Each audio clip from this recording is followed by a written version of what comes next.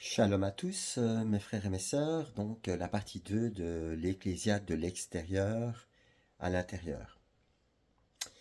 Nous avons vu que le champ de bataille, esprit, âme et corps, se fait à l'intérieur. Nous ne sommes plus dans la première alliance, donc le combat se vit à l'intérieur. Donc, comprendre où l'ennemi peut encore agir après la nouvelle naissance. Souvent, j'ai déjà entendu dans les milieux religieux, je suis né de nouveau, etc., etc., j'appartiens à Christ, donc on utilise ces différents passages où Dieu dit j'ai mes brebis dans mes mains, personne ne peut les ravir de mes mains, etc., etc. Donc on proclame ces passages, on s'en saisit, mais on ne les vit pas. Pourquoi? Parce qu'on ne se rend pas compte qu'en réalité, les différentes parties de leur corps ne sont pas dans les mains du Seigneur, mais ils les détiennent toujours dans leurs mains. Comme par exemple, à l'opposé de Yeshua Mashiach qui disait pas ma volonté Père mais ta volonté, les personnes sont dans leur jeu, dans leur propre identité, qui n'est pas l'identité du Mashiach, mais leur propre identité. Donc, ceux-là ne peuvent pas dire Seigneur, Seigneur, parce qu'un jour, devant Dieu, il leur dira mais je ne vous connais pas. Parce que ce ne sont pas ceux qui disent Seigneur, Seigneur qui entreront et qui vivront le royaume des cieux, parce qu'on le vit à l'intérieur, déjà sur terre. Ce sont ceux qui réellement font de Yeshua Mashiach leur Seigneur. Et n'oubliez pas que le rôle de Yeshua Mashiach n'est pas de se limiter à lui. Le rôle de Yeshua Mashiach est de donner toute la gloire au Père, donc de retourner vers le Père, dans l'unité parfaite. Que toute votre être, donc 1 Thessaloniciens 5, 23, que tout votre être, et l'esprit et l'âme et le corps, soient conservés irrépréhensibles, irréprochables pour l'avènement du Seigneur. C'est Shaul, donc c'est Paul qui dit ça. Donc l'esprit régénéré appartient à Yahweh, mais l'ennemi n'y a plus accès. C'est vrai. Mais il s'exerce à l'influencer. L'âme peut toujours rester blessée, divisée, dominée par les mensonges si elle n'est pas totalement, comme Yeshua nous en parle, la circoncision du cœur. Donc, la maladie, c'est une attaque extérieure, mais se vit par un cri à l'intérieur. Donc, l'objectif, c'est changer le regard spirituel sur la maladie, sans culpabiliser, mais en discernant les textes clés qui nous amènent à comprendre, dans ce va vers toi, à comprendre où est le problème. Mon âme est abattue au-dedans de moi, dans les psaumes. Enseignement, la maladie n'est pas toujours un démon à chasser, une faute à confesser, elle peut être un combat intérieur prolongé, une identité fracturée, une paix absente. Moi, dans mon chemin de vie avec Yeshua, j'ai choisi, par exemple, de ne pas murmurer.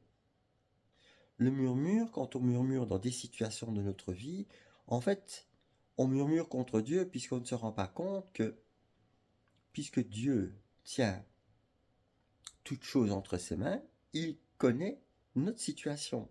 Donc si je murmure contre Dieu. Ah, pourquoi est-ce qu'il m'arrive encore ceci? Qu'est-ce que j'ai fait ou qu'est-ce que je n'ai pas fait? Qu'est-ce qui fait que je vis cette situation? Mais comme l'apôtre Paul va dire, en tout temps, en toutes circonstances, favorables ou non, eh bien moi je choisis aussi de rendre gloire à Yeshua. Parce que je sais que il est celui qui tient toutes choses entre ses mains. Comprendre que la croix a déplacé le combat. Le texte clé qui est par rapport à ça, c'est si quelqu'un est dans le Mashiach, il est une nouvelle création. Donc cet enseignement, la loi extérieure, les efforts humains, l'obéissance sans la transformation, après Yeshua, doit se vivre par une présence intérieure, une nouvelle identité, donc ce n'est pas quelqu'un qui est transformé et qui chemine, je vais dire, de transformation en transformation, mais c'est quelqu'un qui chemine de gloire en gloire. Pourquoi? Parce que quand on comprend que tout ce qu'on vit, à partir du moment où le Seigneur dirige les choses, et même si on n'est pas conscient que le Seigneur est derrière, il est derrière. Moi, quand j'ai rencontré Yeshua, il m'a dit, mais dans tout ce que tu as vécu, j'étais là, mais tu ne le savais pas. Donc prendre conscience qu'il est là dans tout ce que nous vivons, en le sachant pleinement, c'est garder et vivre cette paix intérieure. Le combat n'est plus à gagner, mais pour manifester ce qui a été déjà accompli. Le témoignage d'une personne, c'est quelqu'un qui témoigne de ce qu'elle a vécu et de ce qui a été vaincu. C'est pour ça que je n'ai aucune difficulté à témoigner de l'ancienne nature que j'avais pour enfin parler de la nouvelle création que je suis en Yeshua Mashiach. Un jour, ma mère m'a dit, toi, tu es ça avec la vie que tu as eue, bien que je n'ai pas eu une vie très très tortueuse, je vais dire comme ça, dans le sens débauche, etc., loin de là, voilà. Mais quand elle m'a dit ça, je l'ai regardé et je lui ai dit, bien sûr, je suis ça. Parce que l'ancien Roméo est mort, et dans le Mashiach, je suis une nouvelle création. Et elle m'a regardé, elle m'a dit, oui, tu as raison. Vous savez, Yeshua a vécu des choses comme ça, le roi Kodesh me montre, quand on est allé vers lui et on lui a dit, heureux sont les mamelles qui t'ont allaité. Qu'a-t-il répondu? Heureux plutôt ceux qui font la volonté de mon Père.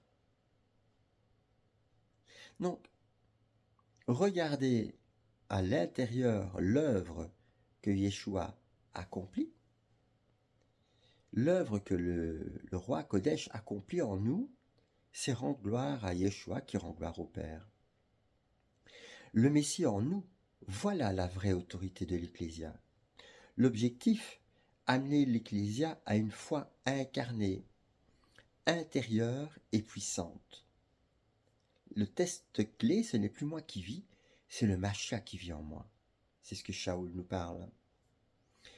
Quand Yeshua vit réellement en nous, la peur perd son pouvoir, l'âme se stabilise, le corps peut s'aligner avec la parole, puisque je parle à mon corps. L'autorité devient naturelle. Je suis ce que je dis. Comme Yeshua Mashiach, parole vivante, je suis une épître vivante. Je suis ce que je dis. Alors, ce n'est pas en se condamnant que les choses avancent, mais c'est en discernant, donc en jugeant, en discernant avec l'aide du roi Kodesh où nous en sommes, et de dire humblement, et de lui dire humblement, Seigneur, je ne vis pas ce que je dis. Amène-moi, Seigneur, à le vivre. Une ecclésia guérie intérieurement devient redoutable spirituellement. Vous savez, quand nous prions, les femmes mettent un voile, moi je porte une kippa, vous le voyez. La kippa représente, le mot kippé, c'est être couvert de la main de Dieu. Donc vous allez me dire, c'est un symbole extérieur religieux, sauf que moi dans mon chemin, un jour dans justement une communauté messianique, le monsieur a commencé à parler de différentes choses, hein, comme la kippa, le châle de prière, etc. Et je lui ai dit, mais dans la parole de Dieu, il fait inscrit, c'est une honte pour l'homme de prier la tête couverte. Il m'a dit, ce sont des traditions religieuses. Je lui ai dit, mais moi, les traditions religieuses, je m'en fous. Mais je vais demander à mon père qu'il m'explique. Et pendant la semaine, le roi Kodesh m'a expliqué, m'a conduit dans le sens profond d'être couvert.